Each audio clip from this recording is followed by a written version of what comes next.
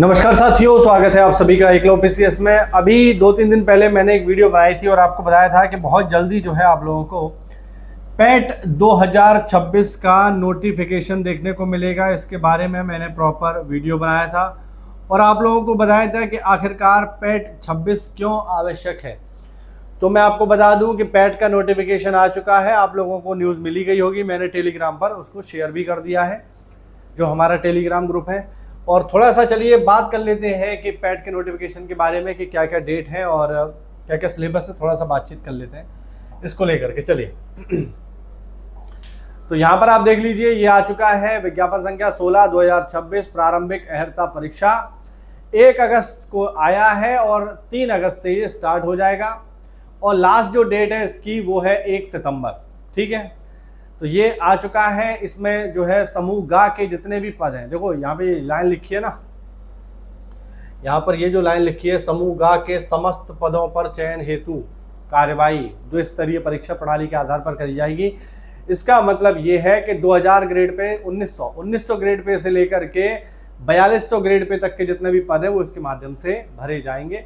ठीक है, ओटीआर की व्यवस्था लागू कर दी गई है, जिससे बार बार उन्हें अपनी सूचनाएं दर्ज ना करनी पड़े और एक बार में ही उनका फॉर्म भर जाए। इससे समय कम लगेगा और साइट जो है बिजी कम जाएगी। तो ये सब जो है यहाँ पे हो चुका है। ठीक है, आप देख सकते हो। तो ये जो है यहाँ पर आ गया है प्रारंभिक अहर्ता परीक्षा, यानी पैट आपको देना ही पड़ेगा अगर आप यूपीएससी के किसी भी मेंस एग्जाम को देना चाहते हो तो। ठीक है, यहाँ पर जो चीज़ मैंने आपको बताई है वो आप देख सकते हो।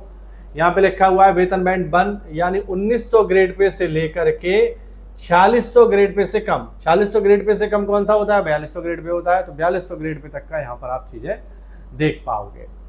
ठीक है, ओटीआर के बारे में जानकारी है। ठीक है, यहाँ पे आप देख सकते हो ओटीआर बहुत ज़रूरी है, इंपॉर्टेंट चीज़ है। ओटीआर आप लोग कर लीजिए क्योंकि काम आएगा आने वाले टाइम में, सभी में ओटीआर मांगेगा ही, तो इसको आप कर लो समय से, ये ज़्यादा बढ़िया बात है।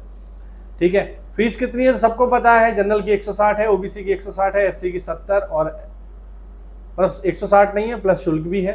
तो जनरल की 185, ओबीसी की 185, एससी की 95 और सब शुल्क वगैरह तो है ही, नॉर्मल बात है, सबको पता है।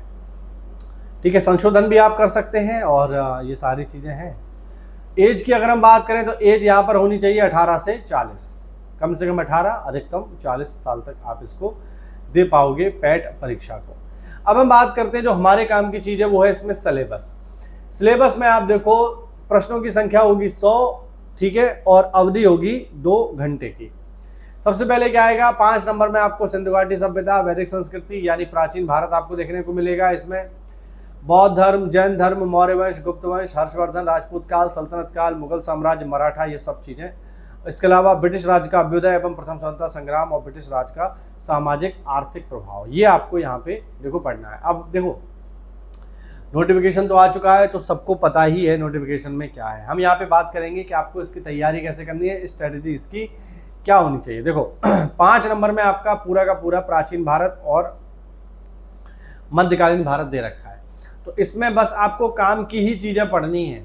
ठीक है, इसके लिए अगर मैं आपको कोई सोर्स बता दूं तो आप ल्यूसेंट उठा लो, ल्यूसेंट से आप लोग क्या कर सकते हो, सिंधु घाटी सभ्यता के इंपॉर्टेंट फैक्ट पढ़ लो, वैदिक सभ्यता के फैक्ट पढ़ लो, बौद्ध धर्म, जैन धर्म, मौर्य वंश, गुप्त वंश, हर्षवर्धन, इनकी एक बार रीडिंग आप कर लो कस के, क्योंकि देखो 5 नंबर का है। ठीक है, लेकिन आप इसे इग्नोर भी नहीं कर सकते। आप ये सोचो 5 नंबर का है तो हम इसे छोड़ दें, तो ऐसा भी काम नहीं चलने का है भैया। 5 नंबर में आपको ये पूरा का पूरा तैयार करना पड़ेगा ही पड़ेगा। और इसके लिए सोर्स क्या रखें आप लोग? तो सोर्स आप एक ही रखो, वो है ल्यूसेंट को आप फॉलो कर लीजिए। जीएस का मोस्टली पार्ट आपको ल्यूसेंट से ही पढ़ना है। ठीक है, अब हिस्ट्री में आपको ये सारा का सारा पढ़ना है, वैदिक सभ्यता, वैदिक संस्कृति, बौद्ध धर्म, जैन धर्म, मौर्य वंश, गुप्त वंश, हर्षवर्धन, राजपूत काल, सल्तनत काल, मुगल साम्राज्य, मराठा।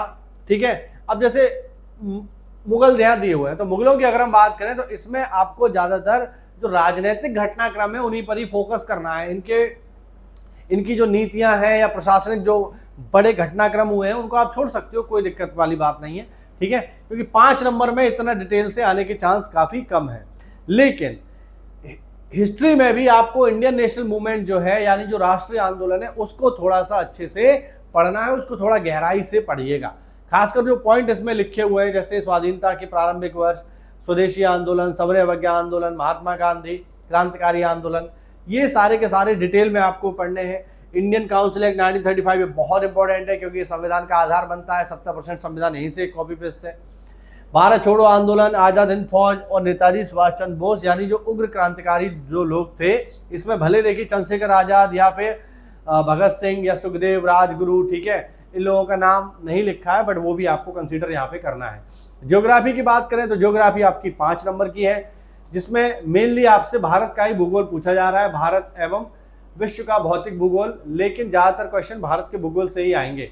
विश्व के भूगोल से एक आध सवाल आ सकता है, वो भी कहाँ से आ सकता है, जहां तक मेरा अनुमान है तो जो करंट की अभी जो चीजें चल रही हैं, जैसे ईरान की, अभी ईरान युद्ध चल रहा है तो ईरान की ज्योग्राफी से आ सकता है, ईरान की राजधानी आपसे पूछ सकता है, इसके अलावा वहाँ कोई इंपॉर्टेंट रिवर है वो पूछ सकता है, रूस यूक्रेन का युद्ध चल रहा है तो वहाँ से आने के चांस थोड़ा सा बनते हैं, वेनेजुएला के राष्ट्रपति को उठा लिया तो वहाँ से राष्ट्रपति, मतलब वहाँ से उनकी राजधानियाँ पूछी जा सकती हैं, एक आध रिवर जो वहाँ की बहुत फेमस है वो पूछी जा सकती है ना, इजराइल के बारे में पूछा जा सकता है। तो विश्व में वही ज़्यादातर चीज़ें हैं। बाकी नदियाँ हैं, नदी घाटी हैं, पर्वत हैं, पहाड़ हैं, हिमनद हैं, मरुस्थल हैं, वन हैं, खनिज संसाधन, तो ये मेनली आपको भारत के संदर्भ में ही यहाँ पर देखने हैं, ठीक है।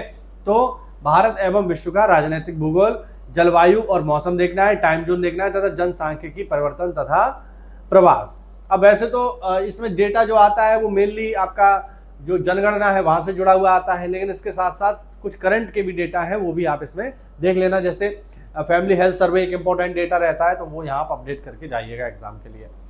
अर्थव्यवस्था में हम कई बार बात कर चुके हैं 1947 से 1991 तक, जिसमें योजना आयोग का गठन कब हुआ, योजना आयोग के कितने सदस्य होते हैं, कौन अध्यक्ष होता है, काम क्या करता है, नीति आयोग कब बन गया, पंचवर्षीय योजनाओं में इसकी क्या भूमिका है, ये आप अच्छे से देख लो। सोर्स सबका ल्यूसेंट ही रखो, जैसा कि मैं आपको फिर बता दूं, सोर्स सबका एक ही रखना, ल्यूसेंट। मिश्रित अर्थव्यवस्था का विकास, निजी एवं सार्वजनिक क्षेत्र, हरित क्रांति, दुग्ध एवं ऑपरेशन फ्लड, 1969 में जो बैंकों का राष्ट्रीयकरण हुआ उसके बारे में, 1991 के आर्थिक सुधार, 8वीं पंचवर्षीय योजना में आर्थिक सुधार जो हुए हैं वो बहुत इंपॉर्टेंट है।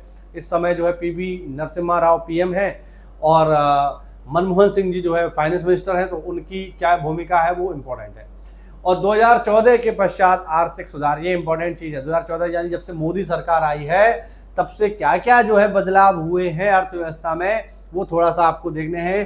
कृषि सुधार, ढांचागत सुधार में यानी हमने इंफ्रास्ट्रक्चर को लेकर के क्या क्या महत्वपूर्ण काम किए हैं, रोड है, कौन कौन से रोड हैं, कौन कौन से हाईवेज हैं, कौन सा जो है अब जैसे गंगा एक्सप्रेस भी बहुत इंपॉर्टेंट है यूपी के संदर्भ में, तो उसको देख के जाना। आर्थिक सुधार और जीएसटी में क्या क्या बदलाव हुआ है 2014 के बाद वो। सोर्स जैसा कि मैंने बताया, अब देखो ये जो है ये तो सारी करंट की चीजें हैं तो इनको आप करंट से अपडेट करिएगा। बाकी जो हमारा रह गया बेसिक चीजें, ये 1991 वाला या बैंकों का राष्ट्रीयकरण या हरित क्रांति या योजना आयोग, ये सब आप ल्यूसेंट से पढ़ सकते हो। भारतीय संविधान तथा लोक प्रशासन सारा का सारा ल्यूसेंट में मिल जाएगा, कोई चिंताजनक बात नहीं है, ठीक है। देखो ये तो सब दिया ही हुआ है, संविधान की मुख्य विशेषता है, डीपीएसपी है, फंडामेंटल राइट्स हैं, ठीक है, संसदीय प्रणाली है, संघीय प्रणाली है, ये सब तो है ही, लेकिन स्थानीय निकाय और पंचायती राज स्पेशल दिया हुआ है, तो वो जो है आप लोग थोड़ा सा पढ़ के जाइएगा। मैंने अपने चैनल पे पूरा पंचायती राज पढ़ा रखा है, चाहो तो देख सकते हो। विज्ञान की हम बात करेंगे तो फिजिक्स, केमिस्ट्री, बायो यहाँ पे 5 नंबर की है। सोर्स एक ही रखो, ल्यूसेंट, ज़्यादा टेंशन लेने की बात नहीं है। बाकी आपका अरिथमेटिक है, ये आप लोग जानते ही होंगे। जनरल हिंदी के लिए देखो, जनरल हिंदी की बात है तो संधि है, विलोम है, पर्यायवाची है, वाक्यांश के लिए एक शब्द है, लिंग है, ठीक है, या समिश्रित भिन्नार्थक शब्द है, मुहावरे है, लोकोक्ति है, सामान्य शुद्धि है, लेखक और रचनाएं हैं। आप चाहें तो इसके लिए आदित्य को फॉलो कर सकते हैं, आदित्य प्रकाशन की बुक आती है उसको आप फॉलो कर सकते हो, लेकिन थोड़ा सा ध्यान से उसको पढ़िएगा क्योंकि कई बार गलतियां भी हो जाती हैं, ठीक है। मैंने जब उसको पढ़ा था तो उसमें कुछ गलतियां थी, हो सकता है अपडेटेड वर्जन में उनको ठीक कर लिया गया हो, तो आप थोड़ा सा उसको कॉशियसली उसको जो है उसको पढ़िएगा, और आपको लगे जो पॉइंट थोड़ा डाउट हो रहा है उसको एक बार नेट पे चेक जरूर कर लीजिएगा। हिंदी आपकी आदित्य से कंप्लीट हो जाएगी, प्रैक्टिस के लिए भी वो आपको सारा कुछ वहाँ से मिल जाएगा। इंग्लिश में केवल जो है यहाँ पे कॉम्प्रहेंसिव जो है इंग्लिश है, ये कॉम्प्रहेंशन आएगा, अंग्रेजी व्याकरण तो एक आध क्वेश्चन आएगा, बाकी तो जो है गद्यांश पर आधारित प्रश्न आएंगे 2 से 3 नंबर के, तो वो तो प्रैक्टिस पर आधारित है। इतनी अंग्रेजी हर व्यक्ति जानता है जो पढ़ के उसको सॉल्व कर लेगा। बाकी रीजनिंग है तो रीजनिंग में मुझे ज़्यादा कुछ बात करनी नहीं है क्योंकि रीजनिंग तो रीजनिंग है, जो भी व्यक्ति कंपटीशन की तैयारी करता है वो कुछ कर पाए ना कर पाए रीजनिंग जरूर कर लेता है, ठीक है। फिर है हमारा करंट अफेयर, 10 नंबर का करंट अफेयर है, करंट अफेयर में आप लोग अब देखो, इसका पेपर की अगर हम बात करें तो इसका एग्जाम कब हो सकता है, तो अगर मैं इसके एग्जाम की बात करूं, एग्जाम इसका कब हो सकता है, तब थोड़ा सा करंट की बात करेंगे। अगर मैं बात करूं इसका एग्जाम कब होगा तो इसकी जो एग्जाम डेट है वो आप मान के चलिए अक्टूबर या मैक्सिमम नवंबर। ठीक है, अभी चल रहा है क्या, अभी चल रहा है अगस्त, तो पूरा का पूरा अगस्त है आपके पास, पूरा का पूरा सितंबर है। ठीक है, और अक्टूबर में भी आप लोग 15 दिन यहाँ पे और ऐड कर सकते हो। ठीक है, यानी 60 ये और 15 जे, ये हो गए टोटल आपके 75 दिन है आपके पास। ठीक है, 75 डेज या मैक्सिमम 80 डेज आप लेके चलिए। ठीक है, 75 टू 80 डेज आपके पास हैं तैयारी के लिए। अब अगर हम मान के चले पेपर आपका मिड अक्टूबर में होता है, 15 अक्टूबर के आसपास पेपर होता है, तो आपको क्या करना है, आपको कम से कम, ठीक है, फरवरी से लेकर के आपको सितंबर तक का करंट अच्छे से पढ़ लेना है। ठीक है, कम से कम इतना तो करना ही है। फरवरी, मार्च, अप्रैल, मई, जुलाई, अगस्त, सितंबर, यानी कम से कम 6 से 7 महीने का करंट आप अच्छे से पढ़ लेना, क्योंकि करंट का वैल्यू बहुत ज़्यादा है। टोटल 10 अंक का ये आएगा, तो 10 अंक बहुत होते हैं, बहुत ज़्यादा होते हैं। तो आप लोग अगर बिल्कुल ही देखो, कम से कम फरवरी टू सितंबर, और सेफ साइड आप लेना चाहो तो जनवरी ही कर लो यार, एक महीने में क्या ही हो जाएगा। ठीक है, तो जनवरी से सितंबर तक का करंट आप लोग पढ़ सकते हो, नेशनल और इंटरनेशनल।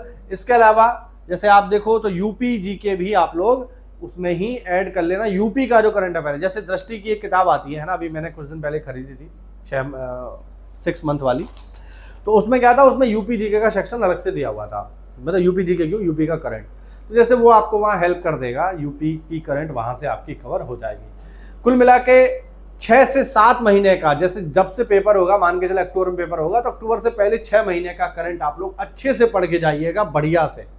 ठीक है, जो भी महत्वपूर्ण घटनाएं हुई हैं सबको देख करके जाना, नोबेल प्राइज देख करके जाना। इसके अलावा अभी जो है ट्रेन चल गई है हाइड्रोजन वाली, तो वो जींद से लेके सोनीपत तक चली है, उसको देख करके जाना।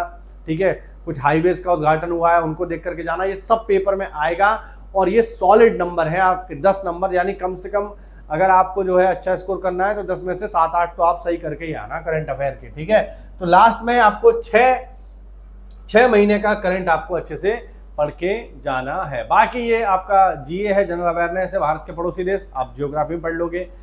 देश, राजधानी, मुद्रा, ये आप चाहे तो पढ़ सकते हैं ज्योग्राफी से। भारत के राज्य एवं केंद्र शासित प्रदेश ज्योग्राफी में जाएगा। संसद, राज्यसभा, लोकसभा, विधानसभा, ये सब जो कॉन्स्टिट्यूशन है वहाँ से आप पढ़ लोगे। राष्ट्रीय और अंतर्राष्ट्रीय दिवस करंट में मिल जाएंगे। विश्व संगठन एवं उनके मुख्यालय आप देख सकते हो, बेसिक। भारतीय पर्यटन स्थल ज्योग्राफी मिल जाएंगे। कला संस्कृति आप चाहो तो देख लेना, वरना आप छोड़ भी सकते हो, कोई दिक्कत नहीं है ना, क्योंकि ये सारे टॉपिक जो है आप अब एक के लिए मान लो इस टॉपिक को पढ़ने के लिए, कला एवं संस्कृति को पढ़ने के लिए आप एक किताब खरीद के ला रहे हो 100-150 पेज की, और फिर उसे पढ़ रहे हो, तो वो कॉस्ट बेनिफिट नहीं है। एक आध सवाल आएगा, आप छोड़ भी सकते हो, कोई दिक्कत नहीं है। ठीक है, भारत एवं विश्व के खेल देख लेना, बेसिक देख लेना। ठीक है, अभी जैसे फीफा हुआ है, वर्ल्ड कप हुआ है ना, तो उस वर्ल्ड कप में कौन जीता वो एक बार देख के जाना। करंट का भी सवाल है, यहाँ से भी आ सकता है।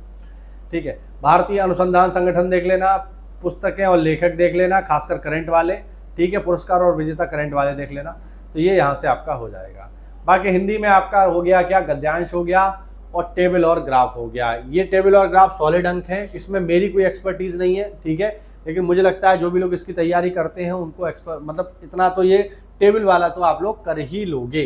ठीक है, तो ज़्यादा आपको चिंता करने की कोई ज़रूरत नहीं है। बेसिक अगर मैं आपको बताऊं, खासकर जीएस के लिए अगर मैं आपको बताऊं, तो जीएस में जो भी सब्जेक्ट है आपके, उसके लिए एक ही सोर्स फॉलो करो, वो है ल्यूसेंट। ठीक है, ल्यूसेंट को फॉलो करो केवल और केवल, बाकी किसी को फॉलो करने की कोई ज़रूरत नहीं है। ठीक है, केवल और केवल ल्यूसेंट को ही आप फॉलो करिए, एक ही बुक को फॉलो करना। फिर बता रहा हूँ, ज़्यादा बुक्स आप अगर देखोगे तो वो गड़बड़ होगा। ठीक है, एक ही बुक को फॉलो करो, ल्यूसेंट को ही फॉलो करो। ल्यूसेंट भी पूरी नहीं पढ़नी है, केवल और केवल क्या देखना है, जो भी हमारे टॉपिक सिलेबस में दिए हुए हैं उन्हीं को यहाँ डिस्कस करना है, बात खत्म। ठीक है, ल्यूसेंट में आप टॉपिक निकालो सिलेबस के अकॉर्डिंग, उसको पढ़ डालो। बहुत ज़्यादा किताबों के चक्कर में मत पढ़ना कि मैं स्टैंडर्ड बुक्स ले लूँ, कि मैं ये कर लूँ वो कर लूँ, ये सब मत करिएगा, ये आपको दिक्कत देगा और आप कभी भी सिलेबस कंप्लीट नहीं कर पाओगे। तो केवल एक बुक को फॉलो करो, ल्यूसेंट को, बस। ठीक है, बाकी किसी को फॉलो करने की कोई ज़रूरत नहीं है। बाकी बचा करंट, तो करंट के लिए जैसे अगर हम देखें तो करंट के लिए जैसे दृष्टि को आप ले लो, 6 मंथ की आती है, अभी आई है ना, जून तक अपडेटेड है वो, तो उसको आप लोग देख लो, ठीक है। वो पिछले जून से लेके इस बार के जून तक है, अपडेटेड है ना, तो उसको आप देख सकते हो। बाकी आप चाहें तो करंट आप कहीं से भी तैयार कर सकते हो, ठीक है। बाकी दृष्टि काफ़ी बढ़िया बुक है, मैंने भी कई बार पढ़ी है और सस्ता भी है उसका एग्जाम में, तो अच्छी बुक है। लेकिन अब ये है कि ये जून तक, अभी ये आपका 1 साल के लिए यानी जून तक तो अपडेटेड है ये, यानी जुलाई तक का इसमें दिया हुआ है, 30 जून तक का दिया हुआ है, तो जुलाई से आपको पढ़ना पड़ेगा। तो जुलाई तक तो ये हो गया, लेकिन अब जुलाई से क्या है, जुलाई से लेके सितंबर तक का थोड़ा सा आपको खुद से पढ़ना पड़ेगा, तो ये थोड़ा सा आपको मेहनत करनी पड़ेगी। बाकी मैं फिर बता दूं, जीएस के लिए आप कुछ मत करो, ल्यूसेंट ही पढ़ो, बार बार, 1 बार 2 बार 3 बार इसी का रिवीजन मल्टीपल टाइम्स बार करो, आपको काफ़ी हेल्प मिलेगी। बहुत ज़्यादा किताबें या बहुत ज़्यादा चीज़ें करने की ज़रूरत नहीं है, एक ही किताब को आप फॉलो करो। दूसरी चीज़ अगर हम देखें यहाँ पे हिंदी के लिए, तो हिंदी के लिए जैसा कि मैं आपको अभी बताया कि हिंदी के लिए फॉलो करो केवल आदित्य पब्लिकेशन को, मतलब उसकी बुक आती है उसको फॉलो आप कर सकते हो, आदित्य की बुक आती है उसको आप फॉलो कर सकते हो, वहाँ से आपका काम हो जाएगा, ठीक है। तो ये मेरा छोटा सा एनालिसिस था आप लोगों के लिए। अभी भी कोई डाउट रह गया हो तो आप मेरा टेलीग्राम चैनल जरूर ज्वाइन कर लो, ठीक है। उसके माध्यम से आप जो है पूरी तैयारी हमारे साथ कर सकते हो। और अगर आप स्पेशली वीपीओ की तैयारी करना चाहते हो तो हमारे साथ जुड़ जाइए। वीपीओ की तैयारी बिल्कुल फ्री में हम लोग करा रहे हैं, पूरा पंचायती राज हम लोग एक एक आर्टिकल, एक एक धारा उसकी हम लोग पढ़ रहे हैं अच्छे से, तो उसको भी आप लोग हमारे द्वारा पढ़ सकते हो, ठीक है। मिलते हैं साथियों अगली क्लास में, तब तक के लिए जय हिंद, जय भारत, वंदे मातरम।